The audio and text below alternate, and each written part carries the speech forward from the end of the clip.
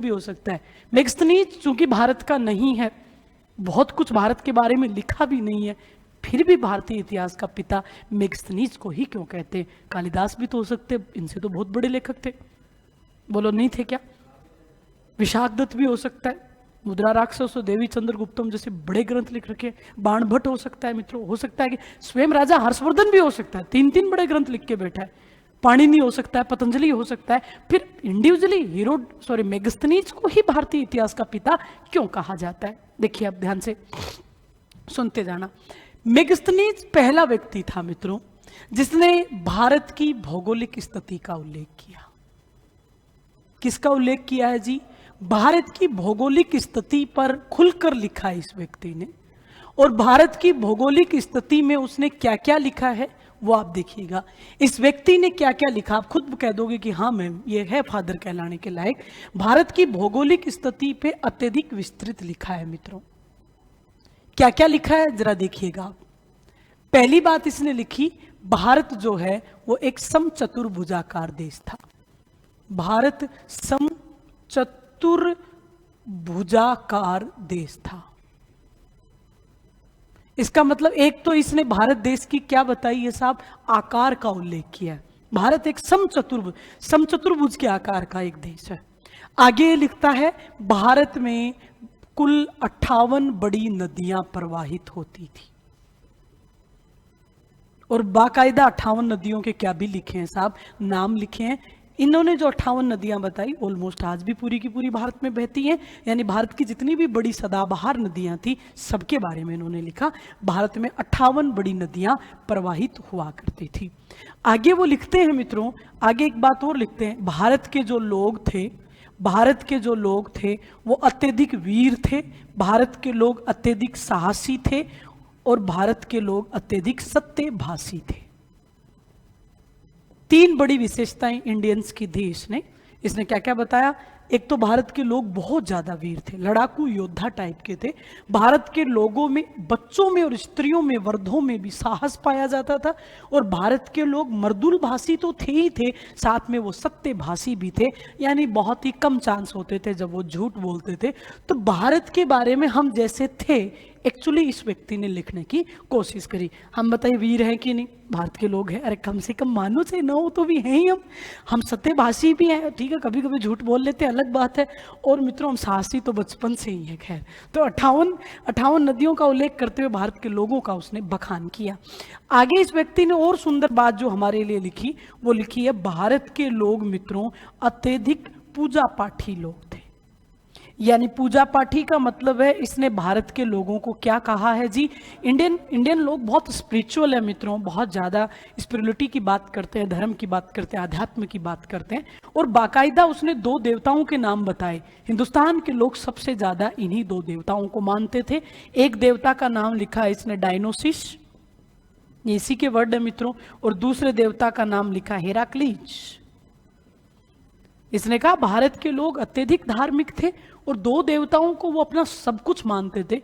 मैं पूरे भारत में घुमा, मैंने देखा या तो लोग डायनोसिस की पूजा करते हैं या फिर हेराक्लीज की पूजा करते हैं। डायनोसिस का मतलब, या ये भी यहाँ एक क्वेश्चन बन जाता है, उसने डायनोसिस किसको कहा है जी? भगवान शिव को कहा है। और हेराक्लीज किसको कहा है जी? हेराक्लीज भी कृष्ण भगवान को कहा है। क्या बताइए हिंदुस्तान में शिव और कृष्ण सबसे फेमस देवताओं में है कि नहीं?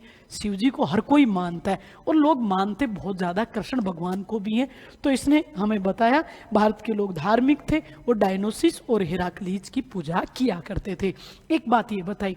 अब जो सबसे इंपॉर्टेंट बात है जिसके कारण इसको फादर होने का मित्रों हमने टाइटल दिया, वो बात ये थी, ये भारतीय इतिहास के ऊपर लिखने वाला पहला व्यक्ति था जिसने सबसे ज्यादा विस्तृत और स्पष्ट उल्लेख किया है किसका साहब? समाज का। कौन से समाज का?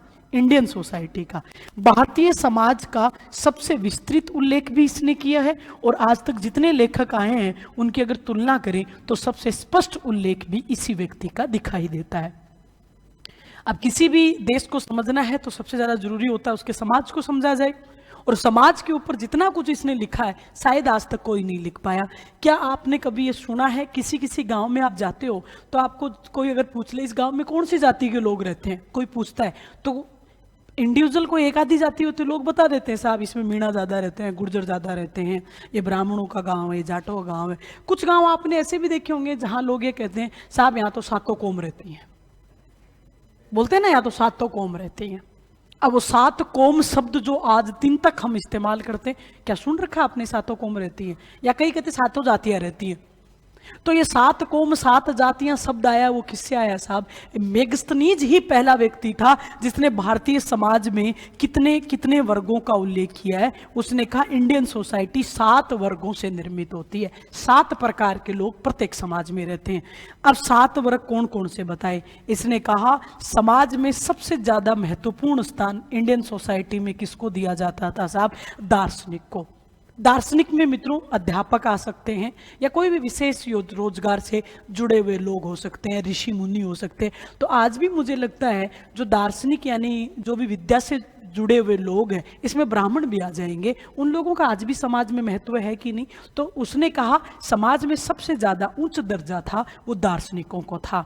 दार्शनिकों के बाद में कहा भारतीय सोसाइटी में दूसरा मजबूत वर्ग किसका था जी? योद्धा वर्ग था, वीरों का वर्ग था, सैनिकों का वर्ग था। हमारे समाज में सैनिक भी हर घर में देखने को मिलेंगे। उसके बाद में तीसरा वर्ग बताया, हिंदुस्तान का एक बड़ा वर्ग जो मैंने समाज में देखा वो किनका था साहब? कर्षकों का था। काश्तकार भारत में बहुत ज्यादा थे। चौथा इसने बताया मित्रों, हिंदुस्तान में चौथा वर्ग जो इसने बताया वो बताया है मित्रों शिल्पी, कि भारतीय समाज में शिल्पियों का भी विशेष महत्व था। और शिल्पी का मतलब हम किसकी बात कर रहे हैं साहब? कारीगर। इसमें सब आ जाएंगे, लोहार है, चरमकार है, बढ़ई है ना, बढ़ई है, या फिर मित्रों सुनार है। तो जितने भी शिल्पी या वास्तुकार है ये सब किस में चले जाते हैं साहब? कारीगर को वर्ग में चले जाते हैं। तो इसने चौथा नाम दिया है कि यहाँ कारीगर भी बहुत ज्यादा थे। उसने पांचवा नाम दिया है मित्रों, पांचवा जो वर्ग बताया है समाज में रहने वाले लोगों का वो बताया मित्रों चरवाहा। चरवाहा का मतलब पशुपालन करने वाले लोग, भेड़ बकरी चलाने वाले लोग, गवाड़िया जिसको आज बोलते हो, गडरिया बोल दीजिए आप, कि ये भी समाज में बहुसंख्यक पाए जाते हैं। छठा वर्ग बताया इन्होंने मित्रों सभासद। सभासद का मतलब है मित्रों सलाहकार, वकील वगैरह, एडवाइजर। और सातवां और अंतिम वर्ग बताया है मित्रों निरीक्षक। कैसे लिखूं रे निरीक्षक नाम? इसको आज की भाषा में हम क्या बोलते हैं साहब? न्यायाधीश। ऐसे ही लिखूं है? ठीक है, अच्छा। तो निरीक्षक, निरीक्षक का मतलब मित्रों जस्टिस, न्यायाधीश मित्रों, न्यायालय से जुड़े हुए लोग, कि ये 7 प्रकार के भारत में वर्ग है। सातों की विशेषताएं बताई, इन सातों वर्गों के इसने काम भी बताए। एक क्वेश्चन 2 नंबर में ये भी आता है, मेगस्थनीज द्वारा भारतीय समाज के वर्गीकरण को स्पष्ट कीजिए। तो यही मेगस्थनीज का भारतीय समाज का वर्गीकरण है। 2 नंबर में कौन कौन से 7 वर्ग बताए हैं साहब? दार्शनिक वर्ग, योद्धा वर्ग, कर्षक वर्ग, शिल्पी वर्ग, फिर चरवाहा वर्ग, सभासद वर्ग और निरीक्षक वर्ग। इनके बारे में सबसे पहले मेगस्थनीज ने लिखा, इसलिए मेगस्थनीज को ही हम इंडियन हिस्ट्री का क्या बोल रहे हैं साहब?